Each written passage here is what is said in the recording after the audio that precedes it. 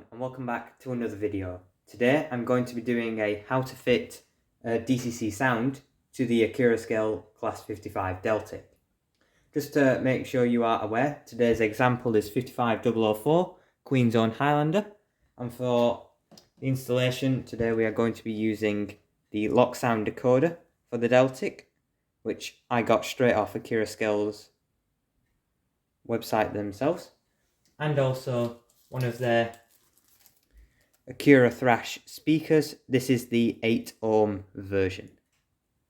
So I'll be just getting these out and we'll get off the body and install these and then do a sound test at the end. If you'd like to skip ahead to certain parts, there is timestamps and you can check in the bottom of the video and also in the description below.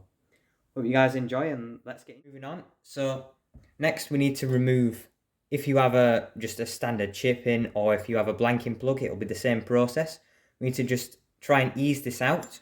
So I tend to just get a screwdriver and go in at both sides, just wedging it up, trying to be as careful as we possibly can be because we don't want to break any of the pins.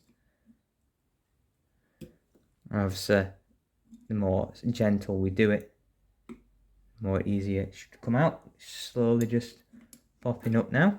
If we just give it a bit more, and I think that should do it. Yep, there we go. That's the standard 21 pin that we had fitted before. If we remove that, next if we get our new chip from Accurascale with the sound, we want to make sure we have these.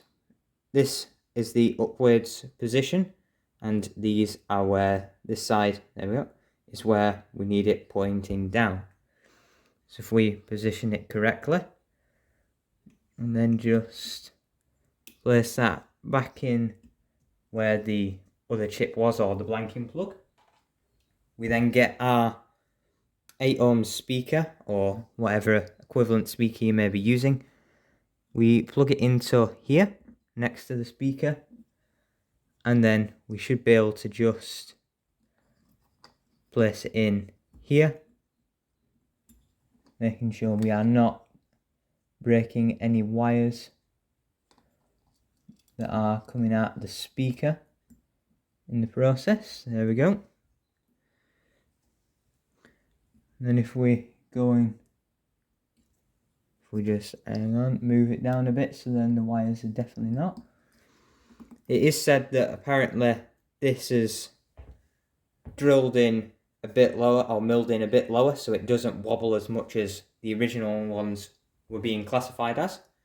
But now that we've fit the speaker, we've put the chip in, we've plugged in the speaker there and put it in the socket here. We'll just quickly get it on the track to make sure it all works, and then we'll put the body back on and then do a full sound test. So now if we just do a quick test, so first we'll try moving it.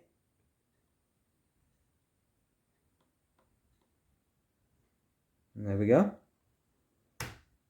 Oh, sounds like it weren't quite on the track. Then put it in reverse. Very nice. And then just stop it again. Now that we know that that works, and if we just do a quick test with one of the horns, just to make sure that the sound is actually working, and then we'll get the body back on and do a full sound test.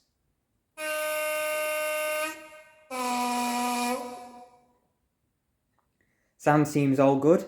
Let's get the body back on and we'll do a full sound test then. Now that all the loco has been reassembled and put back on the track, we'll now start the sound test. Now, first up, we've got the horns on 2 and 3.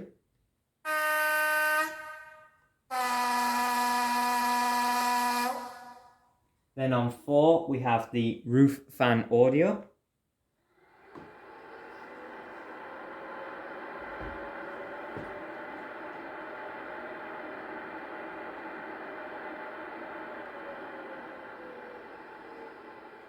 Next up we have flange squeal on F7, which will only play as presumably when the loco is actually moving. Then we've got compressed air on F9. The infamous guard's whistle on F10. And depending on what time you press it, it'll play a slightly different one. F11 and 12 is your marker lights and your interior cab lights. F11 is train brake release, which that one's the only one I seem to not be able to get to play, but I don't know whether it needs to be, the local may need to be in motion for that one to work. F14 is the down stations announcement. So if I just play that. Train at platform 7 is the 10 a.m. flying Scotsman, calling at Newcastle Central and Edinburgh Waverley. And you can change that to different versions using the CV168. You've got 0 to 8. These trains include the Flying Scotsman, Glasgow Queen Street, Talisman, Tees Time Pullman, and some similar to this. These are all different station announcements depending on the certain express trains that these would have operated. And then similarly on F15. The train at platform 1 is the 10 a.m. Flying Scotsman, calling at Newcastle Central and London King's Cross. And that's F15 for the up station announcement back to King's Cross. Similar for CV169, however you only have 0 to 6 on this, as there were slightly less operational trips that they operated on the up journey. F16 is cab door open and close. So you press it once for the door to open and press it again to close. And then finally, F17 is your emergency brake release and apply.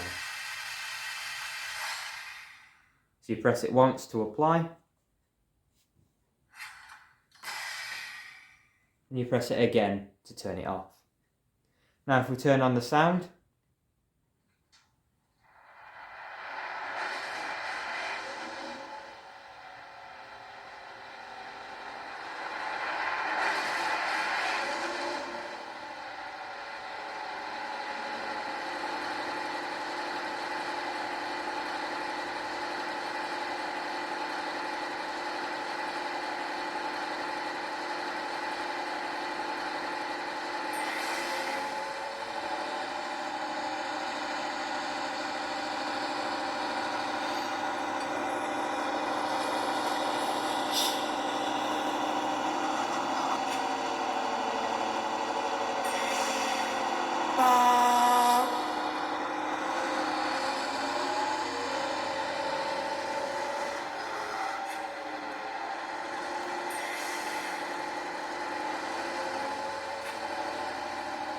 and then we just turn off the sound there.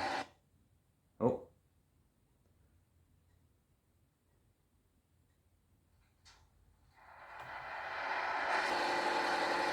And then if we just press 1 again, we'll get the engine shut down.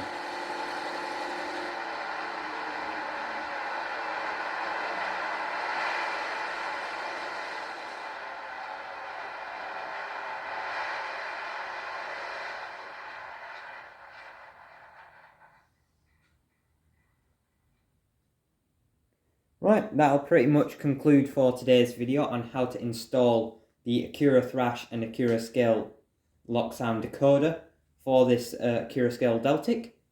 We'll now finish off with a couple shots of it running round. Obviously this time it'll have sound, unlike when we were running it round for the original review. And I hope you guys have enjoyed, and if you have, please make sure you like, comment and subscribe for more future content. Thank you very much, and I'll see you in the next one. Bye for now.